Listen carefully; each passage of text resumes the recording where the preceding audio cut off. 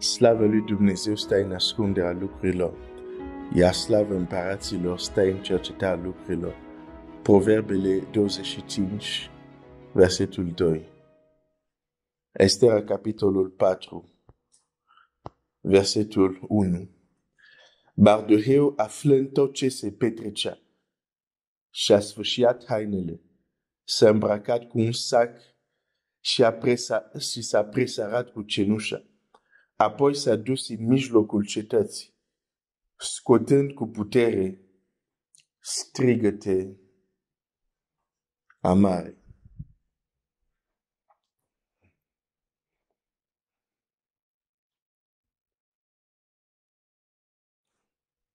Întâlnim fără să vrem, fără să ne dorim, fără să programăm acest lucru. Întâlnim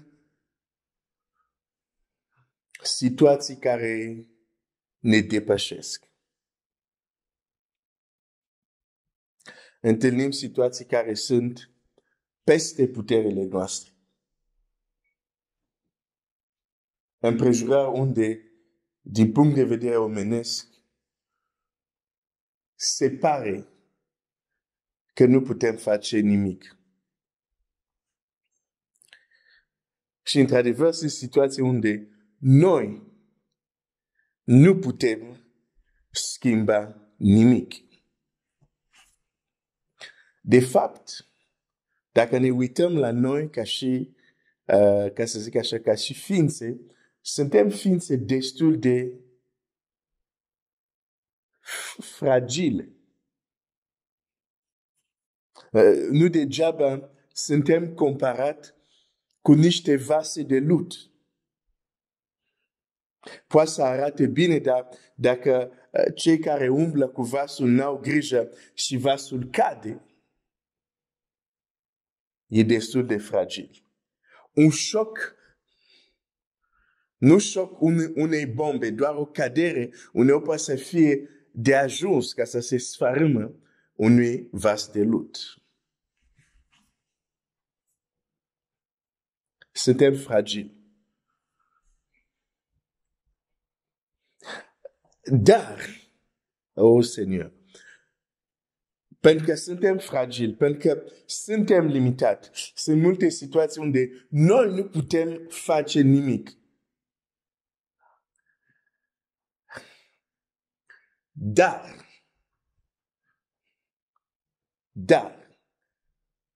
să nu uităm ce avem în vasul nostru. Suntem niște vase de lut, adică fragil, limitat, dar să nu uităm ce avem în vasul nostru. Avem tendință să uităm ce avem în vasul nostru.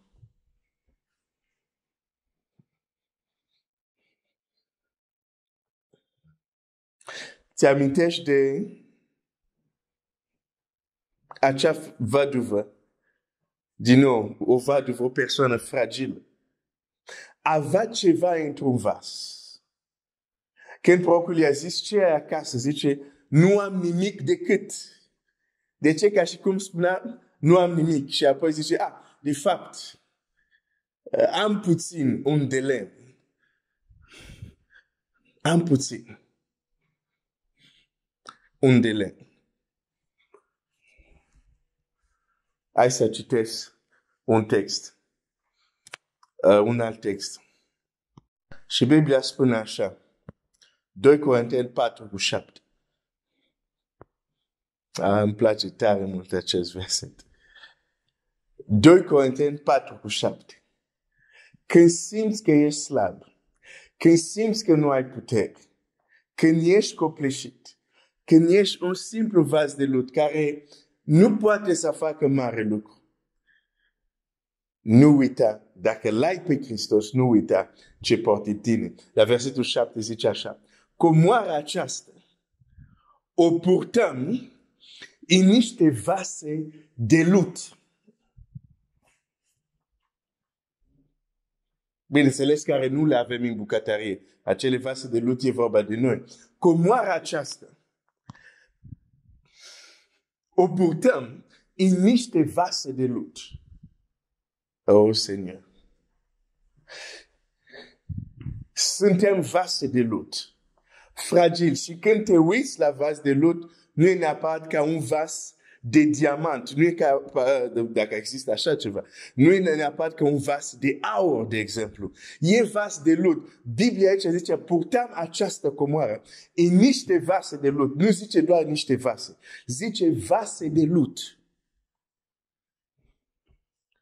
Care nu am neapărat o strălucire a unui vas de argint, unui vas de aur, care nu are neapărat, nu sunt la fel de solid ca un vas de argint, ca un vas de aur. Vasul de lut cade, poate să se sfărâmă. Vasul de aur e mai solid.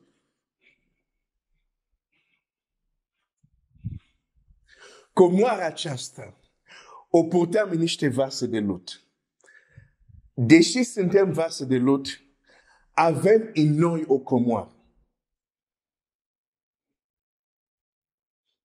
Vasul de lut nu poate face nimic. Dar comoara care este în vas poate face ceva. Mardoheu nu poate să facă nimic. Nu poate să schimbe ce a făcut regele. Dar Mardoheu are o comoară în el.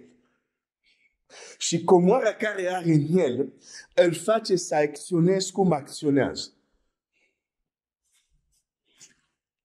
Se smerește și apoi merge în mijlocul cetății și strigă. Ok, în textul care l-am citit despre care este această comoară. Biblia zice așa. 2 versete mai sus sau 3 versete mai sus, versetul 4. Sau mă duc chiar și la versetul 3. 2 Corinteni 4:3. Și dacă Evanghelia noastră este acoperită pentru cei ce sunt pe calea pierzării, a căror minte necredincioasă a orbit-o Dumnezeul vacului acestuia, ca să nu vadă strălucind lumina Evangheliei slavei lui Hristos, care este chipul lui Dumnezeu. Căci noi nu ne propovăduim pe noi înșine, ci pe Domnul Hristos Iisus. Noi suntem robi voștri pentru Iisus. Căci Dumnezeu care a zis să lumineze lumina din întuneric, ne-a luminat inimile pentru că să facem să strălucească lumina cunoștinței slavei lui Dumnezeu pe fața lui Iisus Hristos. Comoara aceasta, care comoară? Cunoașterea lui Iisus Hristos. Care comoară? Lumina care izgonește întunericul ignoranței. Această cunoștință a lui Hristos este o comoară. O să-mi spui, dar Mardoheu nu-L cunoștea pe Hristos. El cunoștea pe Dumnezeu. El cunoștea pe Dumnezeu. Și deși el nu gândea în termeni neapărat de Hristos, dar ce îl face pe Mardoheu? Să sfârșie hainele, să se îmbrace cu sac și cu cenușa, este o anumită cunoștință care era în el.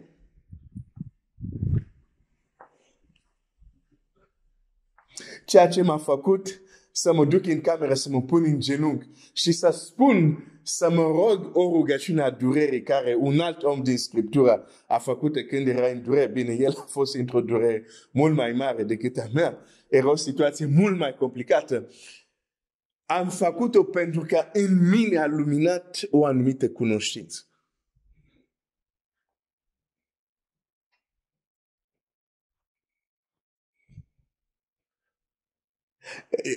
De aceea, să iei timp că Dumnezeu să lumineze, să las pe Dumnezeu să lumineze ochii minții tale, este foarte important.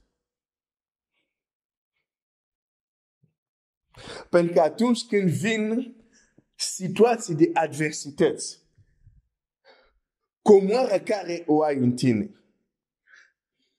sau care nu este, va acționa sau te va împinge să acționezi sau să nu.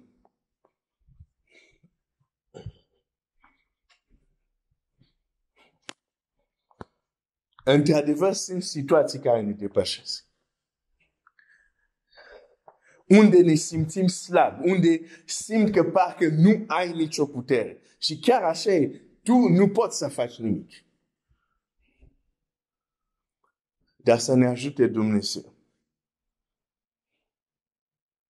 să avem în noi, în acest vas de lut, comoară cunoștinței lui Hristos. Comoară lumina Evangheliei, strălucirea luminei Evangheliei.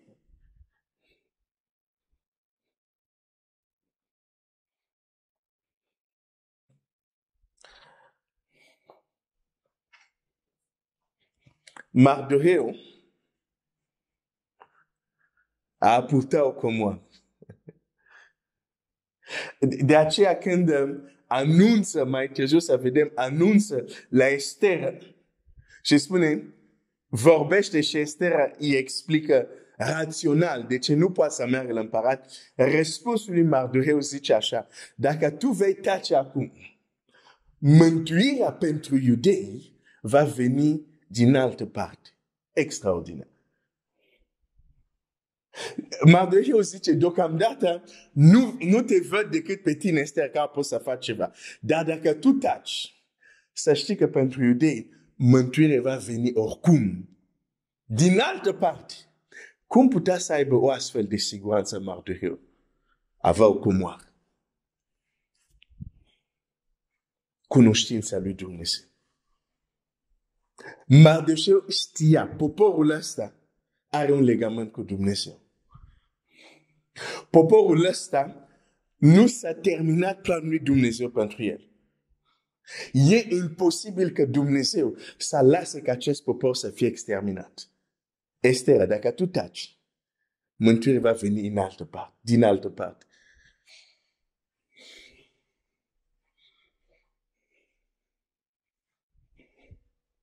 Cunoștința lui, această comoară în el, a făcut să reacționeze așa.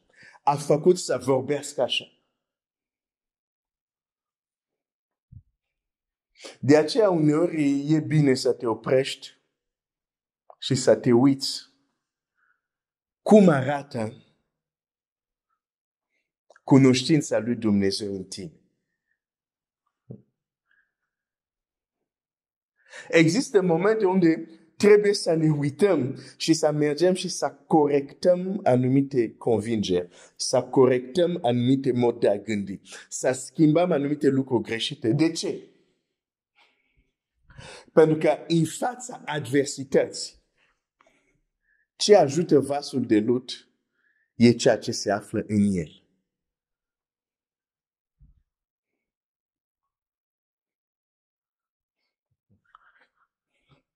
Dar în om se poate afla lumină sau se poate afla întuneric. Și chiar acolo unde se află lumină, lumina are mai multe grade sau mai multe intensități, dacă preferi.